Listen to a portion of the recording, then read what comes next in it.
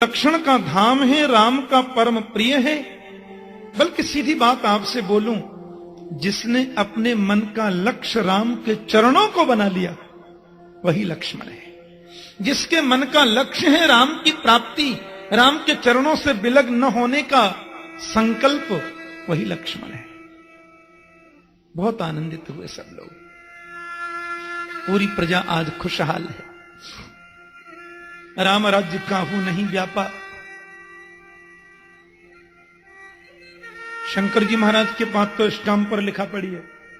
एक बात कह दूं, ये भोले बाबा 2 मिनट से ज्यादा कहीं भी बैठते हैं ना तो उनको राम की समाधि लग जाती है, और राम जी कहीं थोड़ा विराजते हैं तो उनको शिव की समाधि लग जाती है। राम जी कहते हैं मेरे मालिक का नाम शंकर है, शंकर जी कहते हैं मेरे मालिक का नाम राम है। दोनों में ये विनोद चलता ही रहता है, अंदर की कौन जाने। आपने तो सुनी है कथा बड़ी प्रसिद्ध। भगवान राम ने जब रामेश्वरम की स्थापना की तो किसी ने पूछ लिया, क्यों जी रामेश्वर का अर्थ क्या होता है? राम जी बोले बहुत सीधा सा अर्थ है, रामस्य ईश्वरः रामेश्वर। जो राम का ईश्वर है उसको रामेश्वर कहते हैं। शंकर जी प्रकट हो गए। हाँ, बोले ये अर्थ नहीं होगा। राम जी बोले तो क्या होगा?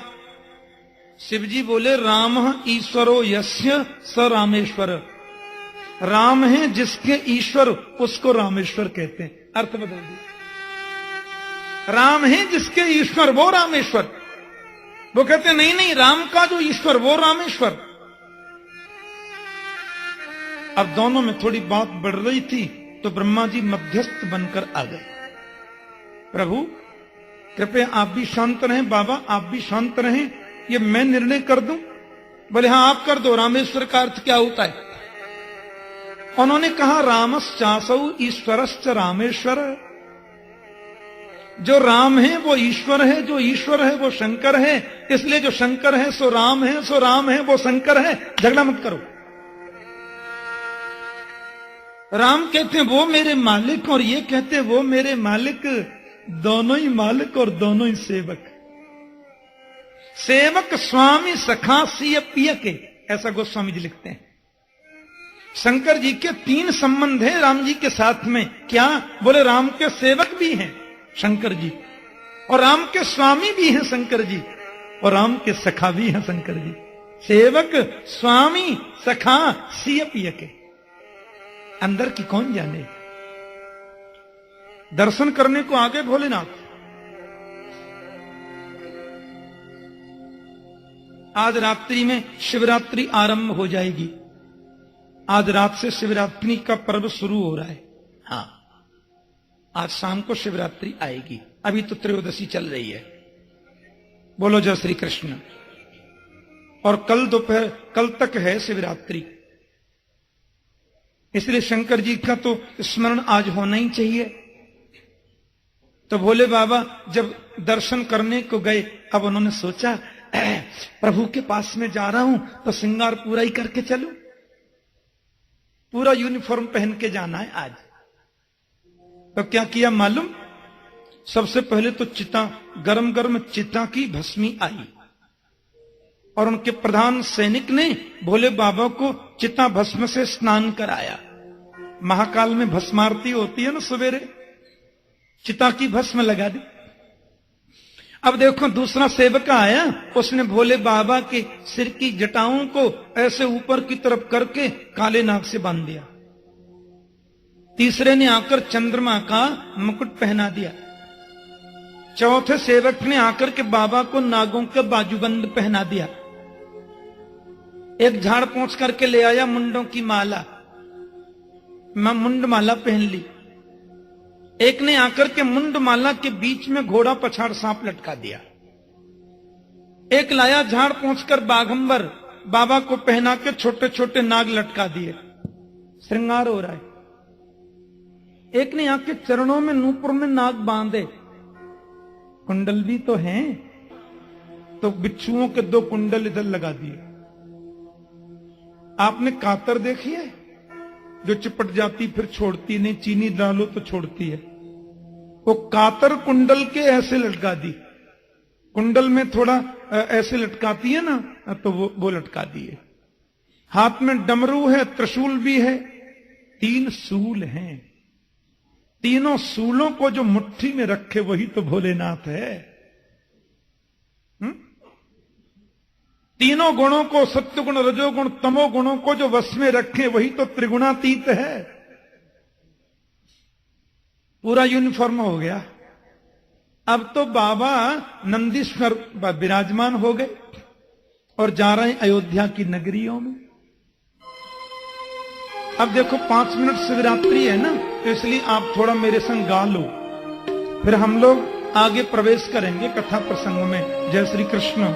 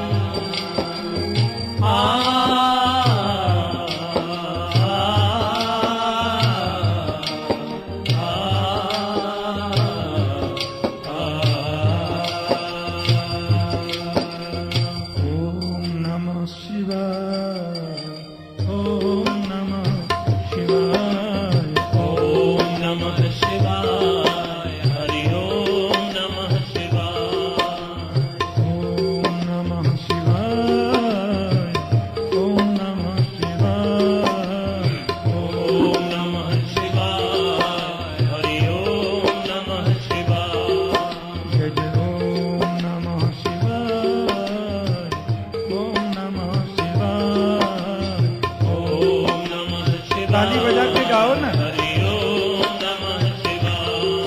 बोलो ओम नमः शिवाय, ओम नमः शिवाय, ओम नमः शिवाय, हरि ओम नमः शिवाय। बोलो ओम नमः शिवाय, ओम नमः शिवाय, ओम नमः शिवाय, हरि ओम नमः शिवाय। बोलो ओम नमः शिवाय, ओम नमः शिवाय, ओम नमः शिवाय, हरि ओम नमः शिवाय। बोलो ओम नमः शिवाय, ओम नमः शिवाय, ओम नमः शिवाय, हरि ओम नमः शिवाय। आज अयोध्या की गलियों में नाचे जोगी मतवाला। आज अयोध्या की गलियों में नाचे जोगी मतवाला। निरंजन खड़ा पुकारे देखो लाला। अलख निरंजन खड़ा पुकारे देखो दशरथ का लाला। शैली संगी लिए हाथ में और डमरू त्रिशूल लिए। शैली संगी लिए हाथ में और डमरू त्रिशूल लिए। क्षमा क्षमा क्षमुना से जोगी दर्श के मन में चाह लिए।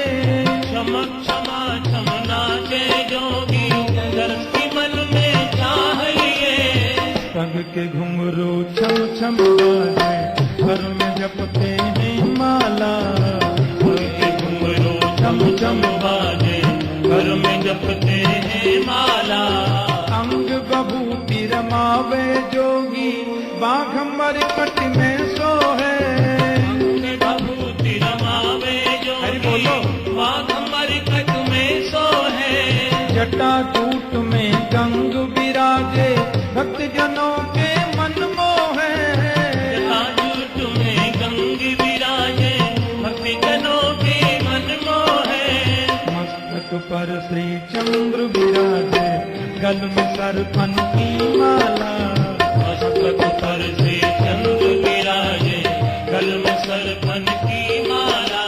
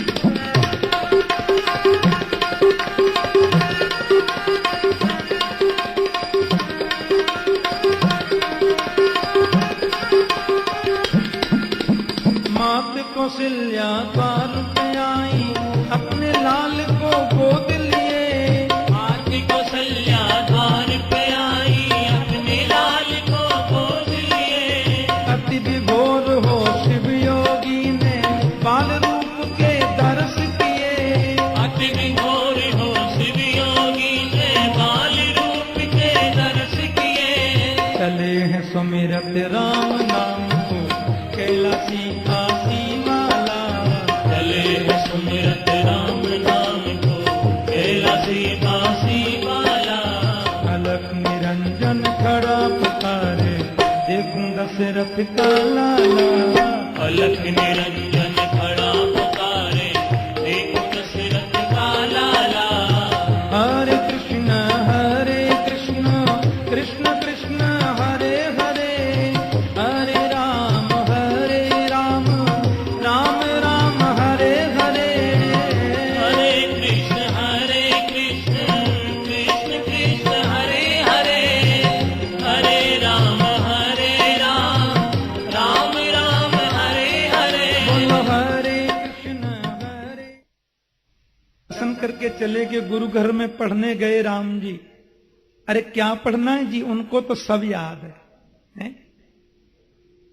विश्वामित्राध्वरे येन मारीचाद्या निशाचराः, पश्यतो लक्ष्मणश्चैव हता नैरिति पुंगवा। विश्वामित्र जी महाराज पधारे राघवेंद्र को लेने।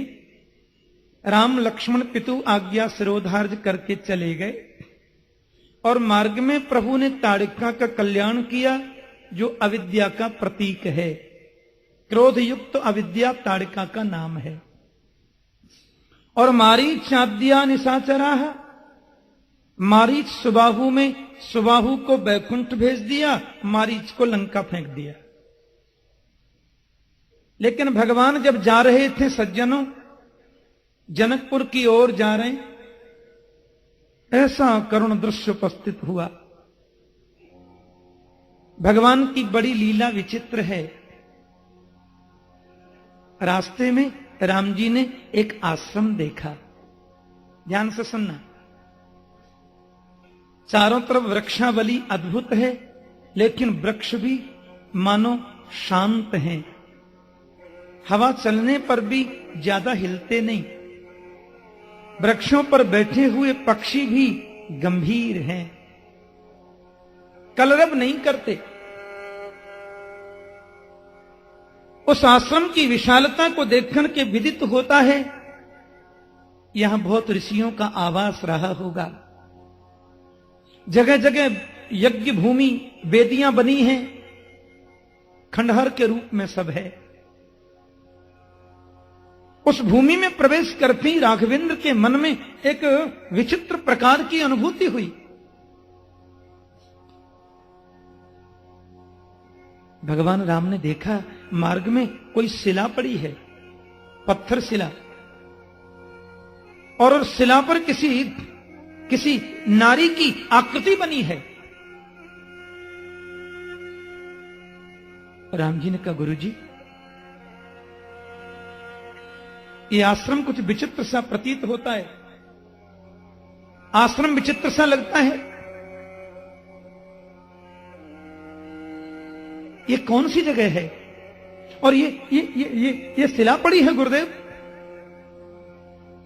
किसी माता की आकृति से युक्त। भगवान राम ने जब पूछा तो ऋषि विश्वामित्र जी ने उनको बड़ी सुंदर बात बताई, बड़ी सुंदर भाव कहे कि गौतम नारी साप बस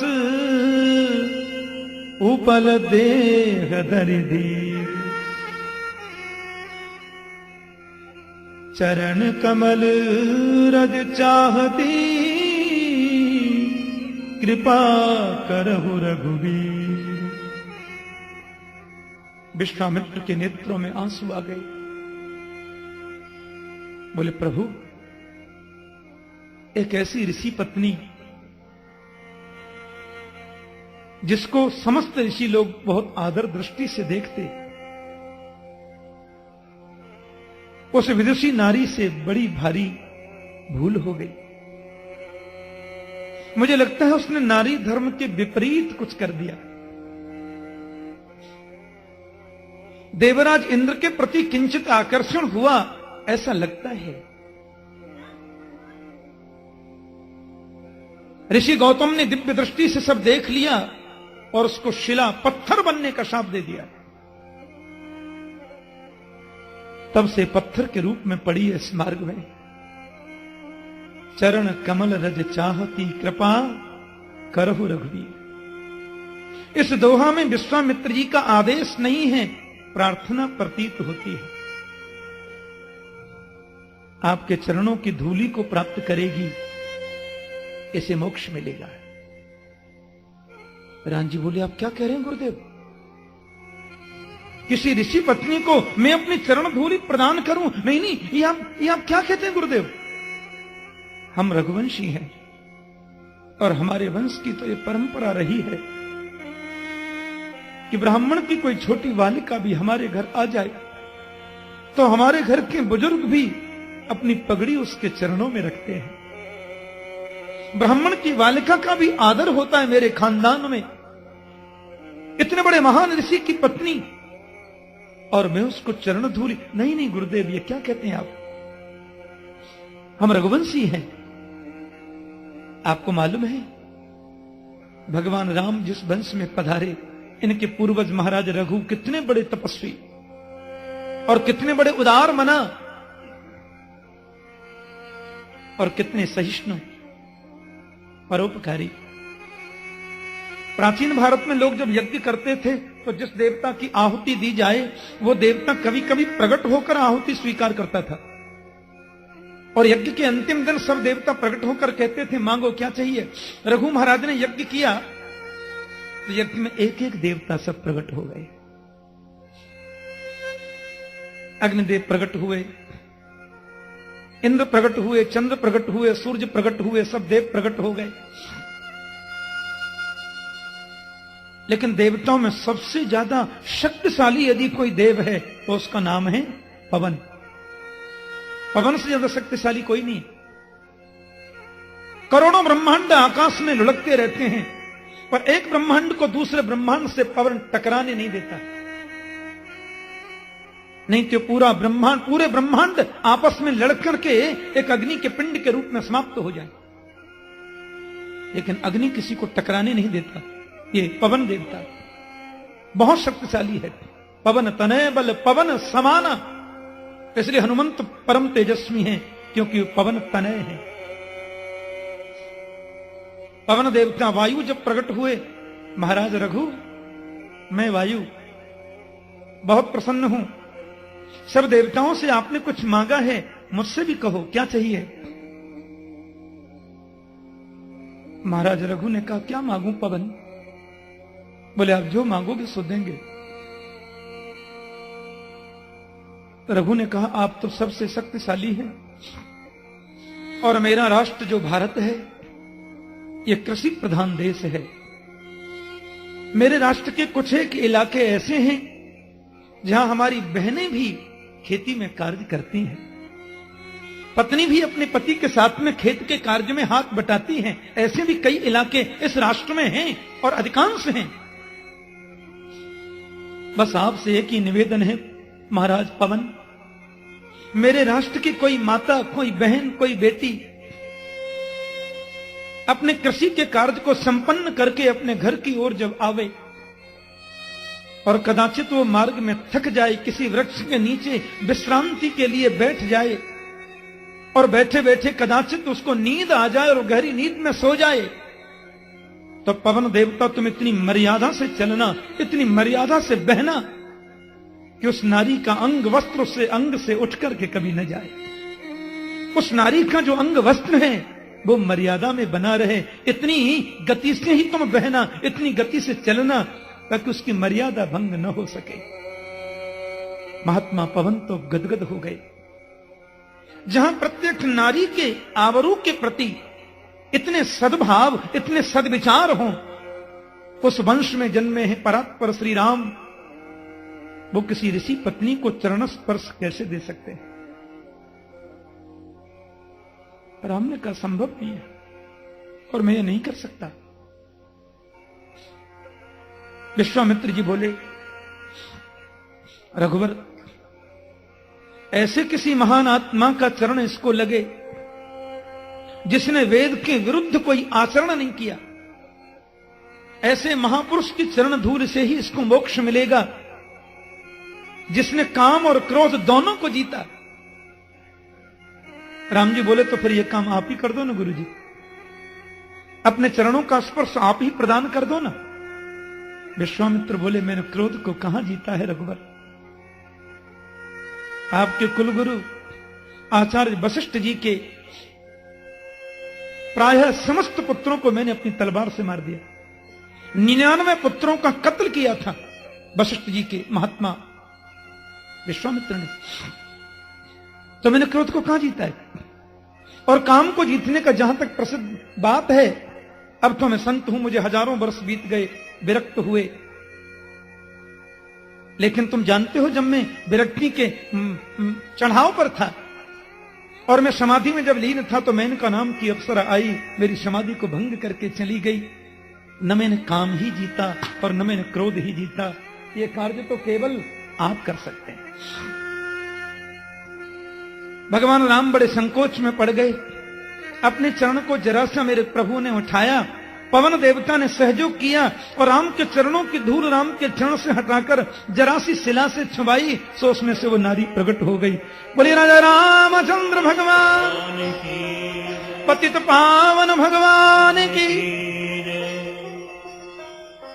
परसद पद पावन शोक नशावन, प्रगट भई तप पुंज सही।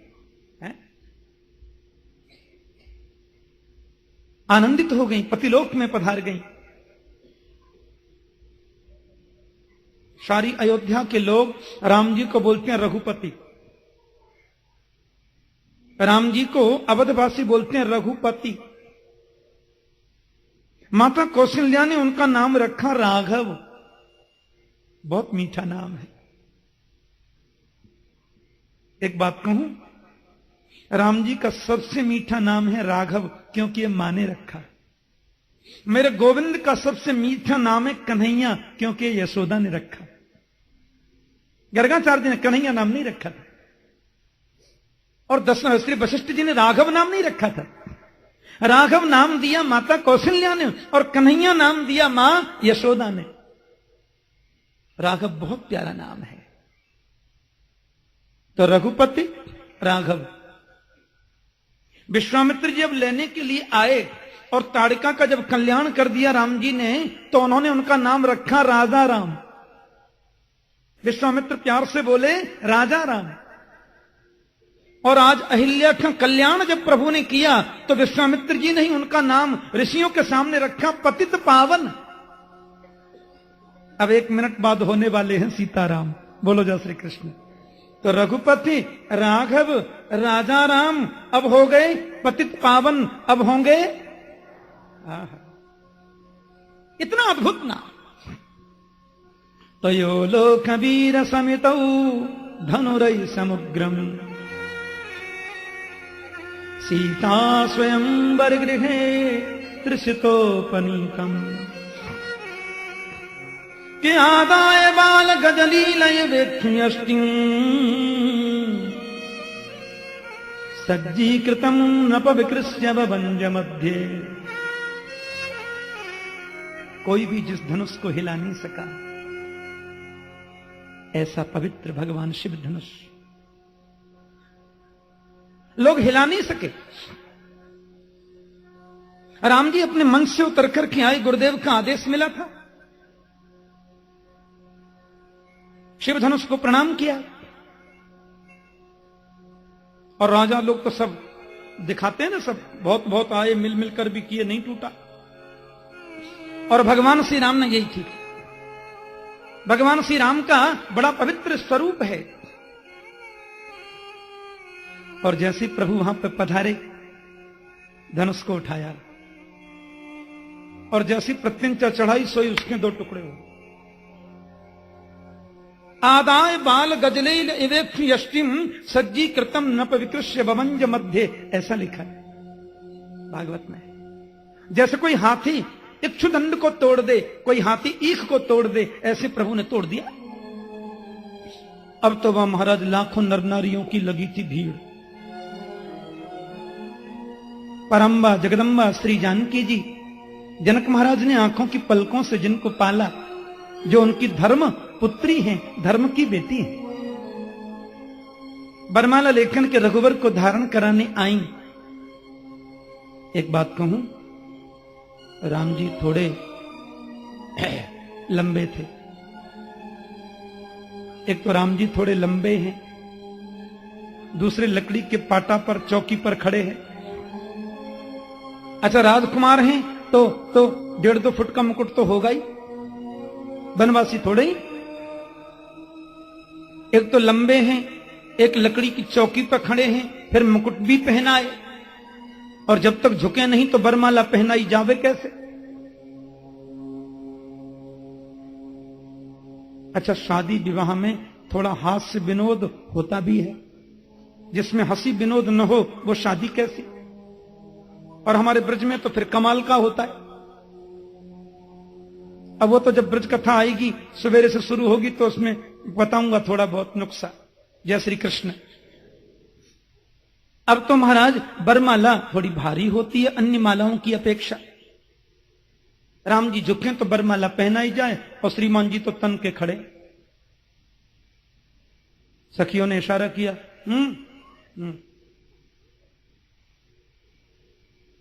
राम जी बोल। सखियां बोली, इतनी भारी माला लिए लाडली जी खड़ी हैं, आपको झुकना होगा रघुबर। बोले, हम रघुवंशी हैं। और रघुवंशी जी यहां बड़े बड़े झुक जाते हैं, जल्दी करिए। हां, सेनापति ने हाथ जोड़ के कहा, देखो रघुबर, ये अच्छी बात नहीं है। बेटी जानकी को तो आंखों की पलकों से पाला, इन्होंने तो कभी कष्ट देखा ही नहीं, इतनी देर हुई माला लिए खड़ी हैं। माता जानकी ने कभी जमीन पर पैर नहीं रखा। मैत्री शरण गुप्त ने कविता में यह बड़ा सुंदर प्रस्तुत किया है।